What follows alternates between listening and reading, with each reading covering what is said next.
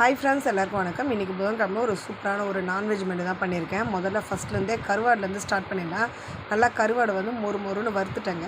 இது வந்து பார்த்திங்கன்னா கருவாடு தொக்கு இருக்குது பார்த்திங்களா, அதுலேயே அந்த மிளகாத்தூள்லேயே பெரட்டின சாதம் ரொம்ப நல்லாயிருக்கும், சூப்பராக இருக்கும். அதுக்கப்புறம் பார்த்திங்கன்னா மிதமான சூடில் சாப்பாடு கொஞ்சம் இன்றைக்கி தண்ணி அதிகமாக வச்சுட்டேன், கொஞ்சம் வந்து கட்டியாக வந்திருக்கு.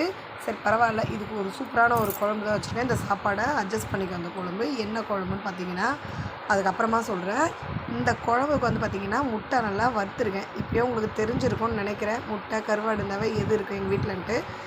புளிச்சக்கீரைங்க இன்றைக்கி வந்து புளிச்சக்கீரை சின்ன வெங்காயம் போட்டு நல்லா வந்து கடைஞ்சிருக்கேன். புளிச்சக்கீரைக்கு எப்போவுமே வந்து பார்த்திங்கன்னா தக்காளி போடக்கூடாது, வெறும் வெங்காயம் பச்சை மிளகா எல்லாம் போட்டு கடைஞ்சால் சூப்பராக இருக்கும். அப்புறம் ரவா லட்டுங்க.